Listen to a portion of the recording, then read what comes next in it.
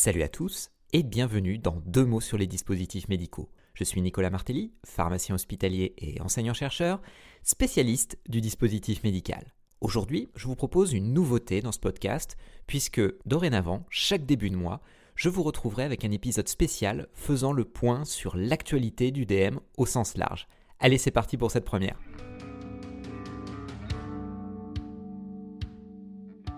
Deux mots sur les dispositifs médicaux.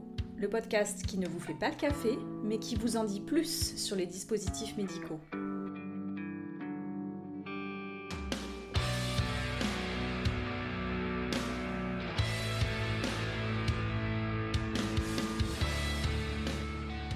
La première info date déjà de décembre 2020 et concerne le cœur artificiel Carmat. Ce DM très médiatique aura droit, c'est promis, à son épisode dédié.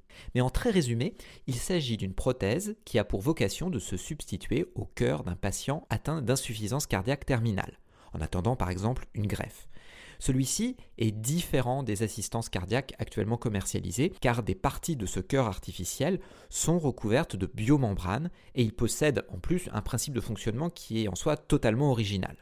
Le 22 décembre dernier, la société Carmat a reçu le marquage CE pour son cœur artificiel total. Tatin. Donc c'est une grande nouvelle, oui, parce que le premier patient qui avait été implanté d'un cœur Carmat l'a été 7 ans auparavant au cours d'un essai clinique, d'un premier essai clinique. Cela se concrétise donc un peu plus pour cette prouesse technologique. Toutefois, avoir un marquage CE permet certes de commercialiser un DM, mais il n'est pas encore remboursé par la sécurité sociale en France. En attendant qu'il le soit, il a été intégré dans un système de prise en charge particulier appelé Forfait Innovation, qui va permettre de l'utiliser certes chez plus de patients et d'accumuler des données supplémentaires, mais ce sera toujours dans le cadre d'un essai clinique. Affaire à suivre donc.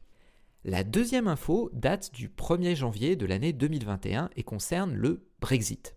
Ok, mais alors quel rapport avec l'EDM me direz-vous ? Eh bien, la Grande-Bretagne ne faisant plus partie du marché commun européen, à l'issue donc de la période de transition qui s'est achevée le 31 décembre 2020, les DM sont concernés au titre des biens commerciaux qu'ils sont. Par conséquent, les réglementations européennes ne s'appliquent plus à la Grande-Bretagne et donc le principe du marquage CE non plus. Il y a donc plein de conséquences pratiques pour les entreprises du secteur.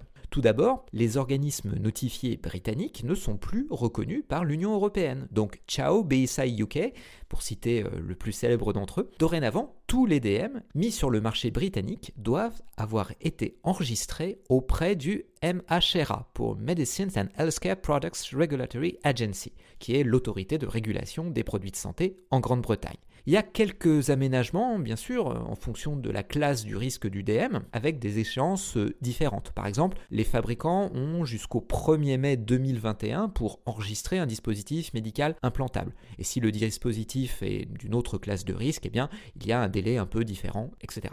Autre nouveauté, les fabricants qui ne sont pas implantés en Grande-Bretagne doivent à présent avoir une personne responsable pour représenter la société devant les instances britanniques. Oui, il s'agit de la UK Responsible Person. C'est cette personne qui fera les démarches d'enregistrement auprès du MHRA par exemple, ou encore qui rapportera les incidents avec le DM en question, les incidents de matériaux-vigilance. Donc c'est ni plus ni moins l'équivalent de la personne chargée de veiller au respect de la réglementation qu'a introduit le nouveau règlement européen sur les DM. Comme on en a parlé dans l'épisode sur le règlement européen, je vous invite à aller le réécouter si vous voulez. Mais dans sa version British. Enfin, dernier grand changement, l'introduction d'un marquage CE, mais façon Royaume-Uni, le UKCA. Ok, bon, elle est nulle. Pour United Kingdom Conformity Assessment, pour les DM mis sur le marché outre-Manche donc. Là aussi, petit délai pour le mettre en œuvre puisqu'il sera totalement indispensable au 1er juillet 2023 et dans l'intervalle, les marquages CE délivrés par les organismes notifiés européens restent valides. Troisième info, la Haute Autorité de Santé a publié le 17 février dernier une classification des solutions numériques utilisées en santé. Parmi ces solutions numériques, on trouve beaucoup de choses. Des logiciels de partage de données, de communication pour la télésurveillance, des applications de messagerie instantanée, des applications de conseil nutritionnel, des bracelets connectés pour les personnes âgées, des systèmes utilisés pour les patients pour une autosurveillance comme les systèmes de mesure en continu du glucose. Bref, j'en passe. Dans cette longue liste très hétérogène, il n'y a pas que des dispositifs médicaux, mais comme dirait l'autre, il y en a. Pourquoi faire une classification pour tous ces produits ? Pour y voir plus clair dans un premier temps, puis dans un second, repérer la réglementation qui s'applique à chacun de ces produits. Les modes de financement possibles aussi, comprendre la prise en charge par la Sécu, ou encore les exigences techniques souhaitables selon ces catégories créées. Cette classification se présente sous forme d'une grille à 4 niveaux croissants, de A à D, caractérisée par 2 aspects. La personnalisation, est-ce que cela implique un patient particulier, en lui rendant par exemple un résultat spécifique pour sa pathologie, et l'autonomie de la solution. Est-ce que cette solution numérique génère toute seule et sans une intervention humaine préalable une action thérapeutique ou de diagnostic par exemple. Plus on monte dans cette classification, plus on est face à des solutions pour un patient donné avec une autonomie dans la prise en charge. À ce stade, cette classification ne distingue pas encore de sous-catégories mentionnant l'intelligence artificielle, mais ça viendra peut-être.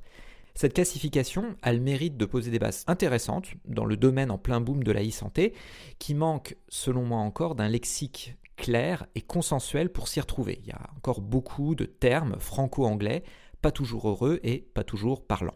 Dernière info en bref, un décret vient d'être publié au journal officiel de la République française le 25 février dernier, qui précise les modalités d'une prise en charge précoce pour les DM innovants.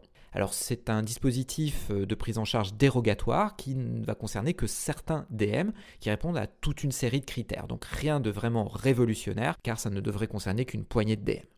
En résumé, Carmat a obtenu son marquage CE pour son cœur artificiel, première étape indispensable à une commercialisation future en Europe.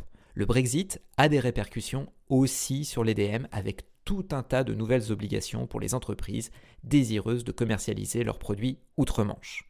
Une nouvelle classification pour les solutions numériques en santé, dont beaucoup de DM, vient de voir le jour à l'initiative de la Haute Autorité de Santé et on l'espère nous aidera à y voir plus clair. Enfin, un décret précisant les modalités d'une prise en charge précoce pour les DM innovants vient juste d'être publié au journal officiel de la République française. Tous les liens pour approfondir ces 4 sujets sont à votre disposition dans les notes de cet épisode. Ici s'achève cet épisode de 2 mots sur les dispositifs médicaux. Si cet épisode vous a plu, un petit pouce bleu s'il vous plaît si vous m'écoutez sur YouTube et quelques étoiles si vous m'écoutez ailleurs. N'hésitez pas à laisser des commentaires et à vous abonner pour ne pas manquer les prochains épisodes. Merci beaucoup pour votre écoute et je vous dis à très bientôt. Salut à tous!